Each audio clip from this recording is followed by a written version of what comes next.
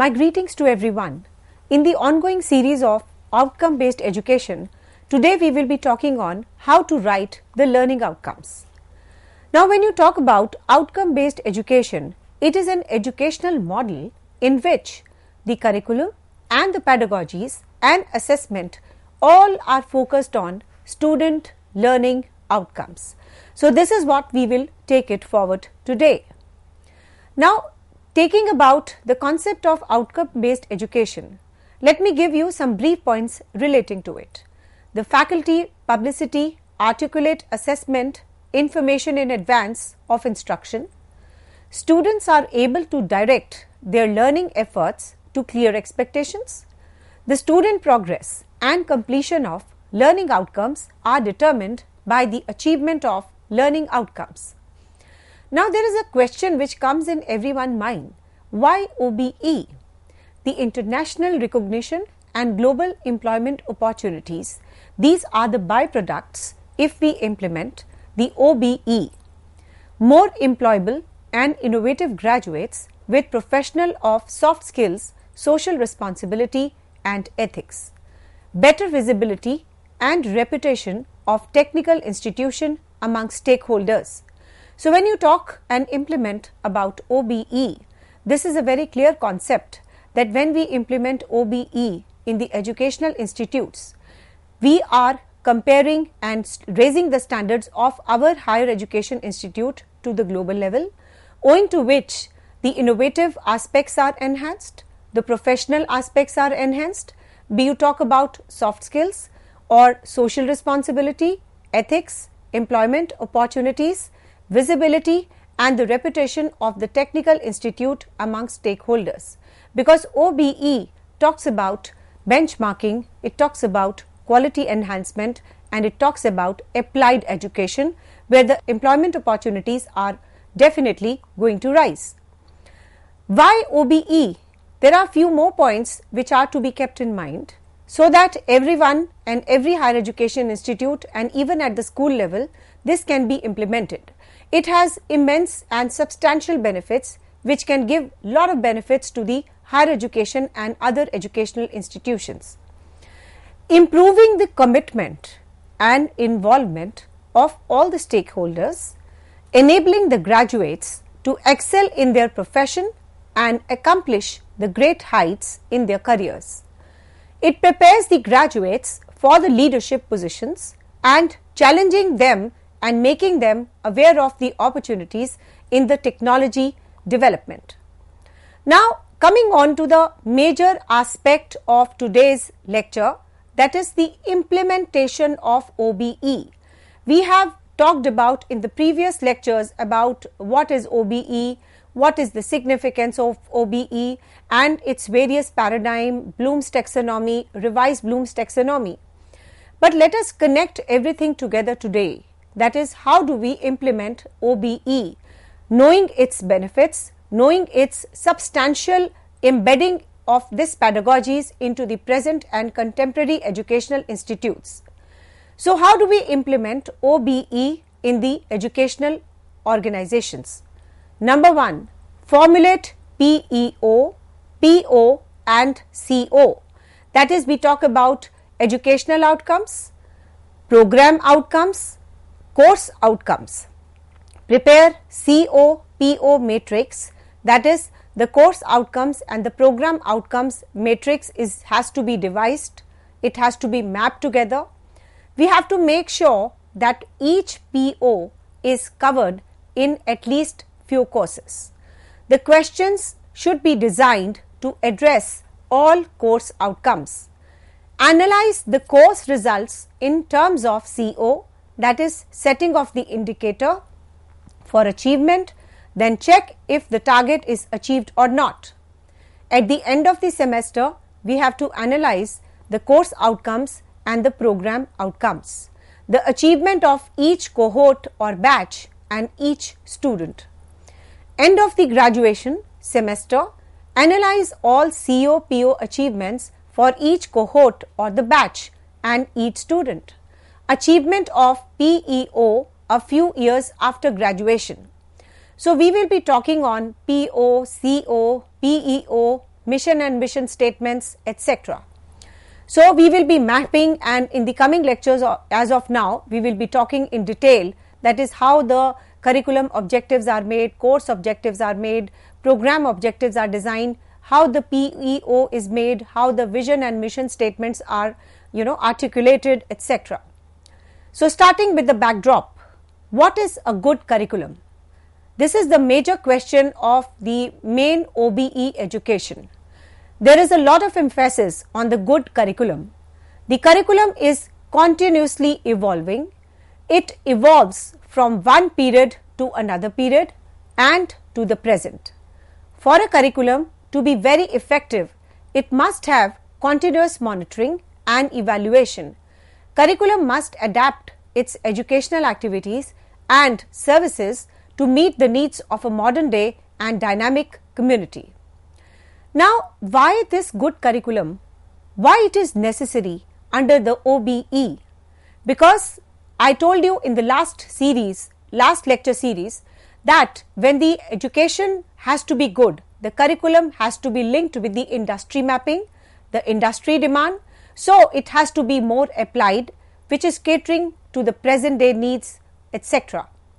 So it should promote the growth and the skills of the pupils. It should be dynamic and also forward looking and evolving. You cannot have a static curriculum as we used to have in the traditional pedagogies, that for 34 years the curriculum was the same, there was no scope of improvement, there was no applied part, and the number of graduates, quantity was increasing, not the quality was improving. So it was a major breakthrough when the new education policy came, and we gave stress on OBE, owing to which we are raising our benchmarking, quality standards, etc., so that we are up to the level of the global standards and it becomes comparable, and nobody can say that the Indian education is no less, because slowly if we embed the OBE in the present setup, we are going to be the Vishwaguru or the global leaders, education leaders. So this is the pedagogy which we have to adopt. A good curriculum has to be in place because it promotes the growth, the skills, the dynamism, the forward looking approach and evolving. So all these parameters, all these quality aspects have to be embedded in the good curriculum. Should be definitely exciting, and whosoever is studying the new aspects, the new curriculum, must have a delightful experience. It should not be taken as a task. It should be exciting and experiential learning, and it should promote imagination, recognition, creativity, etc. It should be tested and proved through research, and then only the policies have to be in place. So basically we are talking about the good curriculum, why it is necessary and what are the basic parameters and the characteristics of a good curriculum. So just to give you a recap, the good curriculum promotes the growth and it promotes the skills, the dynamism, the forward looking approach, the evolving approach, and it definitely incorporates whatever are the changes which are taking place across the globe into the curriculum, because we are now into the flexibility mode. That is, if at all the curriculum is not revised for some reasons, there is at least one major chapter which deals with the contemporary issues, which makes the curriculum very, very effective, flexible and good. So the good curriculum has to be in place necessarily. The experience which the pupils should have should be exciting and should promote imagination, creativity, high order thinking levels. And before the good curriculum, good policies are in place, there has to be a proper research and development in this regard to make that curriculum a success which is more applied, more employable. It should be creative, challenging and should promote the development of the learners. Every curriculum can be wonderful, the curriculum provided the teacher knows the Bloom's taxonomy. That is, when the curriculum is introduced in the class, slowly and steadily they should move their standards of the thinking levels of the students, right from knowledge till the creativity. Whether they are using the old Bloom's taxonomy or the revised Bloom's taxonomy, because only from noun to the verbs have taken place, and otherwise the concept, the thinking, the analysis, the synthesis and the creativity, etc., all are same. So a teacher must understand that how they have to implement the curriculum under this Bloom's taxonomy. Bloom's taxonomy has to be implemented in all disciplines, be it science, commerce or humanities, engineering also. So you name the curriculum and the Bloom's taxonomy has to be in place. So that is why all the teachers must understand what the Bloom's taxonomy is all about and how they can implement these aspects of Bloom's taxonomy, that is to raise the level of the standards of the students into the curriculum. The teachers have to begin their thinking with the end in the mind, that is the outcomes, and because of his writing outcomes beforehand, and it becomes very important. This is what I am trying to tell you, that what a teacher has to teach in the class.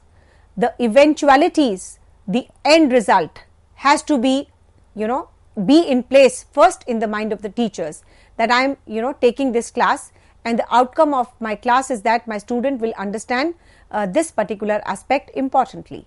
So before we teach, Bloom's taxonomy says we need to have an outcome based education. That means we should be able to tell our students what they will get at the end of the course. If we are able to comprehend these aspects, this is going to be wonderful. The quality standards of the education has to, rise in any case. So now I am going to give you some important terms. Programs. Programs is all about, you can say, BA, BCom, BSc, BBA, etc. Similarly, we have some specific programs like BA Honours, BSc Chemistry, BCom Accounting and MBA Finance. So, why I am telling you all this? Because this is going to help us in the coming sessions also, because we have to work upon how to make the program outcomes, how to understand and make the course outcomes. So, before you make and map, you must have the clear understanding of some kind of terms. So, that is why these terms are in front of you. So, like if somebody is starting in their college, the BA program, the BCom program, the BSc, BBA, Hindustani music, etc. So, they are all the basic programs. So, you have to be very clear about whether it is a course or it is a program. So, we are talking about the programs. Program is the list of all the disciplines which you offer in your organization. There are some specific programs also, like we call it as honors, like BA History Honours, BSc Chemistry Honours, BCom Honours, BCom Accounting, BBA Finance, MBA Finance. So, here when you talk about the specific programs, we are moving towards the specializations. There are some more terms which have to be here now. So, first is your course. The one that we teach in a class is the course. Like the students, when they appear in the class, they ask their teachers, ma'am, what is the course? What is the level of course? 60%, 50%, what is the level of course which is coming in exam? So, basically you have to make it very clear that course is something which you teach in a class. Now, moving on to the story of learning outcomes. The learning outcomes describe what the students will know and be able to do upon successful completion of a program or the course. So, basically you have to tell your students that this is what I am teaching and this is by the end of the program, this is what you will successfully have a complete understanding of this particular program or a course.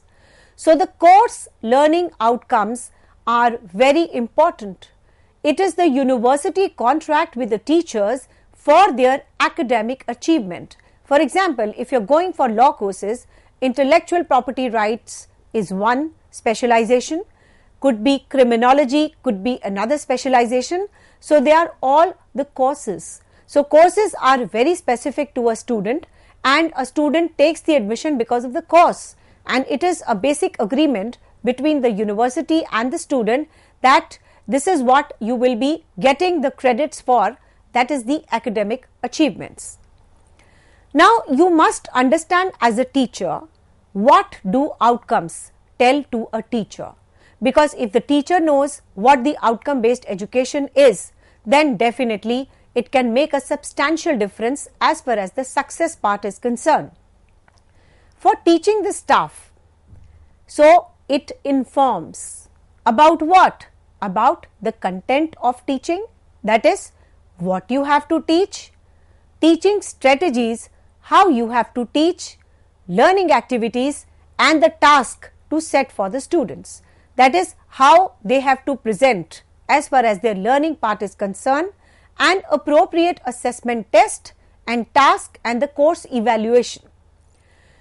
All the aspects which are very pivotal for the teachers to understand is all about the OBE framework, that is how they have to deliver the teaching, that is the strategy part, what they have to teach, that is the content part, how the students have to show that they have learnt what has been done in the class, that is the presentation skills, etc.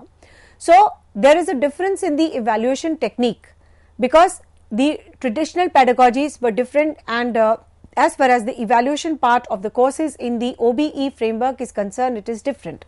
So, a teacher must have a clear understanding, and the teacher should be able to differentiate between the traditional teaching pedagogies and the teaching in the OBE framework. Basically, the teacher has to focus on the learning outcomes. The learning outcomes should focus on the overarching concepts. What are the overarching concepts? The skills, ability, behavior and attitude that the students will present at the end of the course. So, basically the learning outcomes are very important for a teacher to understand, because it is going to spill over directly to the students. The substantial benefits are going to be straight from the teacher to the student.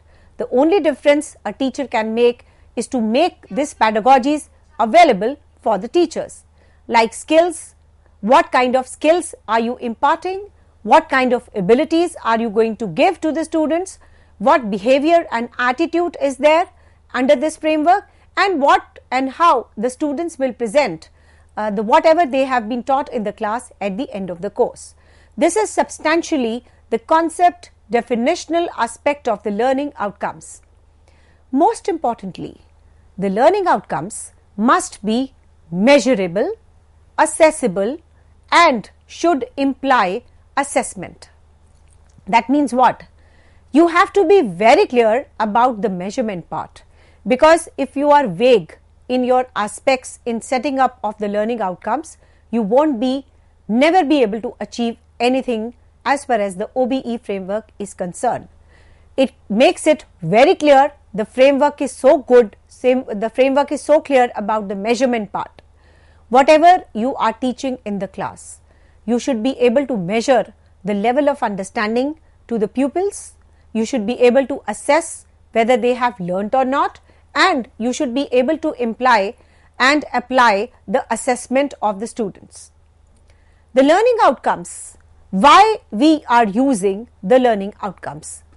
Learning outcomes can provide a very useful guide to inform potential candidates and the employer about the program and ensure consistency of the outcomes across the subjects and the disciplines.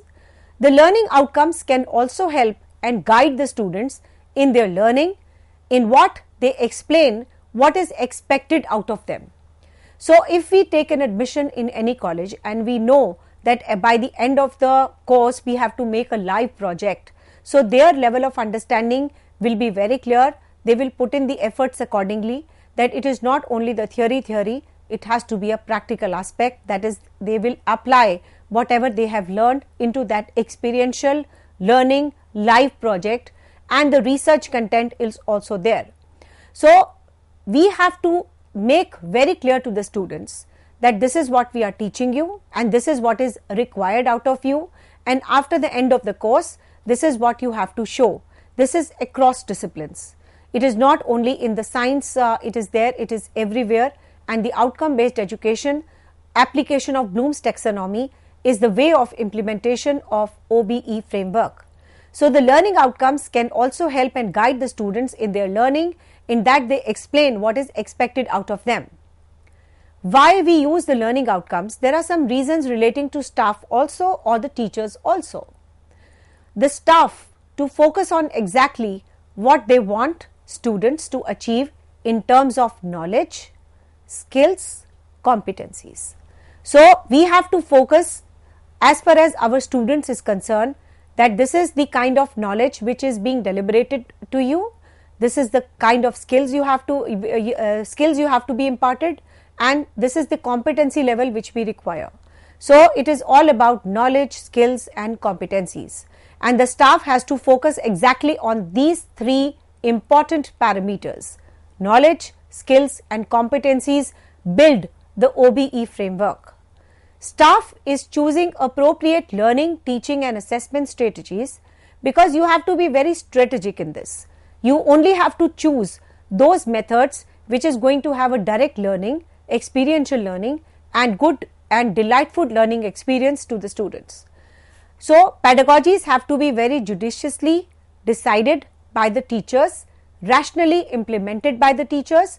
Only then this can make a substantial difference and raise the level of benchmarking and raise the level of standards of education, both staff and the students, in the monitoring progress.